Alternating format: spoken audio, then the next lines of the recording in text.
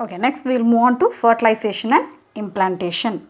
So fertilization, we all know it occurs when a haploid sperm fuses with a haploid ovum and then it results in a diploid zygote. The sperm which is deposited in the female reproductive tract undergoes capacitation. This is the first process after the sperm enters into the female reproductive tract. So what is capacitation? Capacitation is nothing but the biochemical events that is undergone by the sperm in the female reproductive tract that enables them to penetrate and fertilize an egg. In order to penetrate into the ovum and fertilize the egg, the sperm has to undergo certain changes. So those processes are called as capacitation. So if fertilization occurs only if the ovum and sperms are transported simultaneously to the ampullary isthmic junction of the fallopian tube.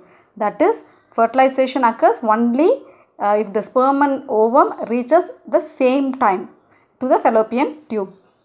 Otherwise, it is not possible. Before a sperm enter into the egg, so it must penetrate these layers, that is corona radiata and zona pellucida. So you have read in the structure of ovum about the layers which are found around the ovum. So here if you see, the first one is called as corona radiata. So these follicular cells, these cells are called as follicular cells. These follicular cells are held together by an acid called as hyaluronic acid. So hyaluronic acid is nothing but adhesive cementing substance. Adhesive means like a glue. So it attaches all the follicular cells together. What is the name of the acid? It's a hyaluronic acid. So if you see here in this diagram, the sperm tries to penetrate inside. So it has to break down this follicular cells. For that, this sperm secretes an enzyme called as hyaluronidase. Hyaluronidase is the enzyme. It's a proteolytic enzyme that is secreted by the acrosome. Acrosome means here this head region of the sperm contains acrosome.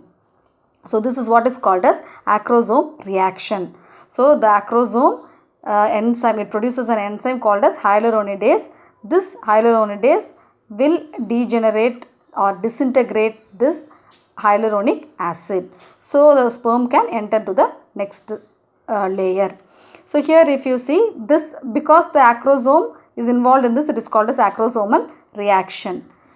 Next one if you see, now this cortical granules, what is there, you can see this green in color. These cortical granules, what they do is they form a fertilization membrane. Fertilization membrane is nothing but to prevent the entry of other sperms, that is only one sperm can penetrate at a time. So to prevent polyspermy or to prevent the entry of many sperms, these cortical granules immediately start producing a membrane around the ovum so that other sperms cannot enter inside, or to prevent polyspermy. So once the fertilization occurs only, this process takes place. So now if you see, the sperm has after the moving from the corona radiata, it enters into zona pellucida. So after it enters into zona pellucida, what happens is this plasma membrane of the sperm and the plasma membrane of the ovum fuses together. After the fusion occurs, what happens is the nucleus from the sperm will be released into the egg. So here the fusion of the egg and the, that is egg nucleus and the sperm nucleus takes place. So n plus n becomes 2n. So when after this fertilization process only, what happens is the cortical granules start producing the barrier here, so that the other sperms cannot enter inside, or you can say to prevent polyspermy. Polyspermy is nothing but preventing the polyspermy means many sperms entering inside. So to prevent that process, what happens is the cortical granules immediately start producing the barrier membrane. So this is what is called as fertilization membrane. So you can see here, this is what is the rejected sperm.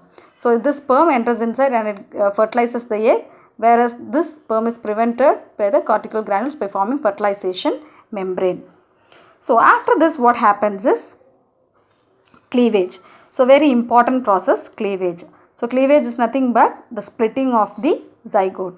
So the first cleavage, you can see here, the ova is released, then the fertilization occurs. So I have told this in the earlier slides also. So now the cell starts dividing, two cell stages. This is blastomeres. These are nothing but the divided cells, or two identical cells are called as blastomeres. So these produce 4 cells, then the 4 cell become 8 cells, and it goes on like this. So after 72 hours, what happens is there will be loose collection of cells, and it will be a cluster of 16 or more cells, and that is called a morula. So this stage is called as morula. You can see slowly the cell starts, you can see slowly the cell starts dividing. 2 cell stage, 4 cell stage, 8 cell stage, then cluster of cells are formed. That stage is called as morula stage. And after that, with the influence of progesterone, what happens is fallopian tube, that is smooth muscles of the fallopian tube, relaxes. So and after that, if you see the dividing embryo, it takes 4 to 5 days to move through the fallopian tube. So here slowly you can see this is moving downwards towards the uterus.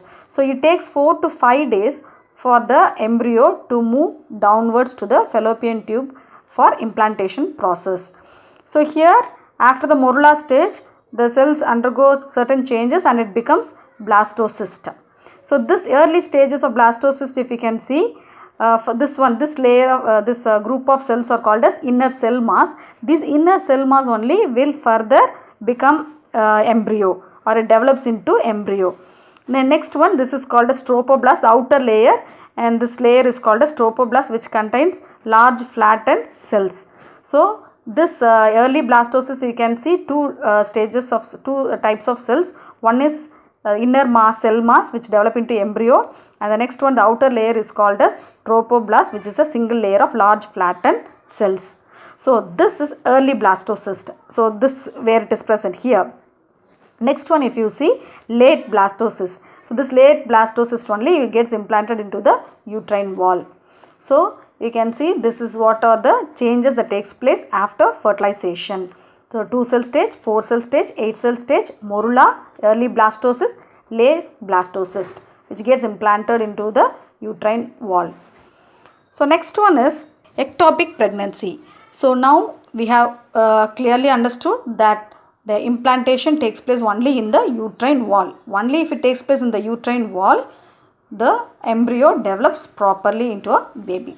And sometimes or very rarely what happens, ectopic pregnancy occurs. So what is ectopic pregnancy? When the fertilized ovum is implanted outside the uterus, that is usually or actually what should happen is the implantation should happen in the uterus. Sometimes, very rarely what happens, the implantation takes place outside the uterus. Outside the uterus means in the fallopian tube. So this is what is fallopian tube. So fallopian tube, this place, this is what is called as fallopian tube. So what happens, instead of moving, there itself all those changes takes place, and the embryo starts developing. So this is not only in fallopian tube, it may happen in the cervical region also. So fertilized ovum, sometimes it will not be correctly implanted in the uterus. So that is called as ectopic pregnancy. So what is the result of ectopic pregnancy? If you see, first one is internal bleeding occur, second one infection. Sometimes it may also even death may occur because of the rupture of fallopian tube. Fallopian tube is not a place for the baby to grow. Uterus wall expands. When the baby grows, along with that the uterus wall expands, but that does not happen in the fallopian tube. So what happens is, when the embryo starts developing, the fallopian tube may rupture and it leads to death. So this is called as ectopic pregnancy. Okay, next one, we are going to see a problem which occurs in the ovary, that is called as polycystic ovary syndrome, a very commonly heard problem nowadays in the female. That is what is called as polycystic ovary syndrome, otherwise called as PCOS. What is this PCOS? This is nothing but many cysts are formed in the ovary. So that is what is called as polycystic ovary syndrome. Poly means many. Many cysts are formed in the ovary. So it's a complex endocrine system disorder. Now what happens is, we have learned that the follicles only mature into Graafian follicle, where the ova are present inside. Now what is happening here is, partially formed follicles, they do not grow to maturity. So when they do not grow to maturity, what will not happen is, they will not have the ability to produce eggs. So as a result of this problem, what happens is, irregular menstrual cycle occurs. So when there is no ovulation, proper ovulation, what will not happen is, there will not be proper menstrual cycle. Next one is increased androgen level. Androgen is here it's not a feminine hormone, it's a masculine hormone, isn't it? But androgen is present in trace level in female also.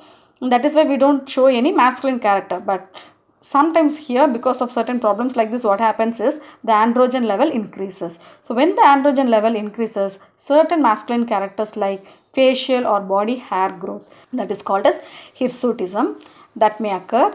Acne, that is pimple on the face, obesity, increase in weight, then reduced fertility. The female cannot give birth to young ones. Increased risk of diabetes. So these are all the problems that may occur because of PCOS or polycystic ovary syndrome. So what are the treatment that can be given for this is following a healthy lifestyle. Then all the food habit, whatever we intake, that is also very important. Then not having a excess weight, that is weight loss. Then targeted hormone therapy. So these are some of the treatment that can be given for polycystic ovary syndrome. Okay, next coming to the next topic, that is twins. Twins, we all are very familiar with the word twins. Twins means we know two babies born at the same time. So that is what is twins. So two offsprings produced in the same pregnancy, that is what is called as twins. Here we have three types. You are going to see three types. One is monozygotic twins. Second one is dizygotic. Third one is Siamese. Mono, the word indicates single. Here the word denotes identical. Mono, same. So monozygotic means identical twins. So how it occurs is a single fertilized egg splits into two during first cleavage. So when the cell starts when the cleavage begins, you can see here an egg is fertilized by the sperm. Now what happens is, after this process, the cell starts dividing, that is zygote starts dividing. At that time what happens is, this fertilized egg splits into two.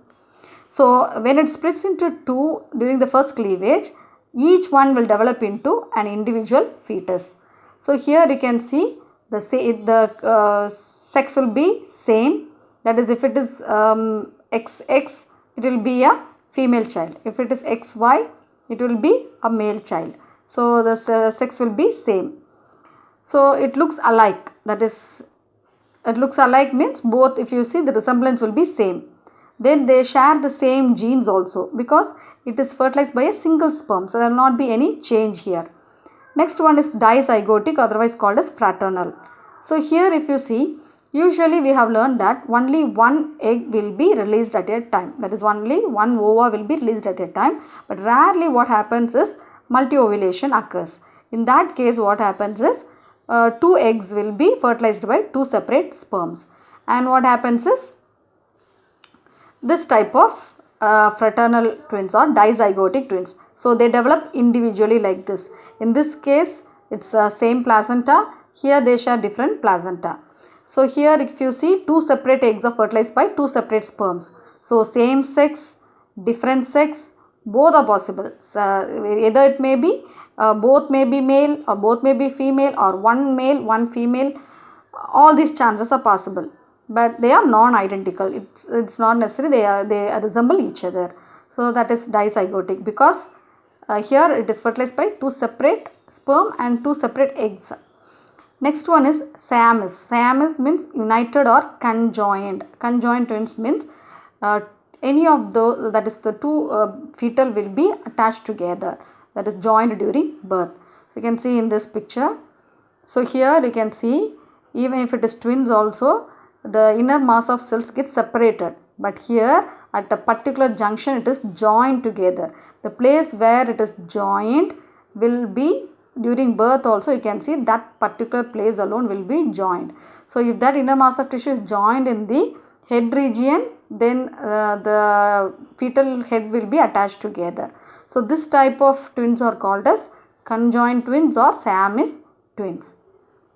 So this is about fertilization and implantation. So I think you are clear now. So today we have seen about menstrual cycle and phases in the menstrual cycle. Then we have seen fertilization and implantation. So you can go through these diagrams so that it will be very clear for you. And if you have any doubts, you can clarify it you can call me and you can clarify that.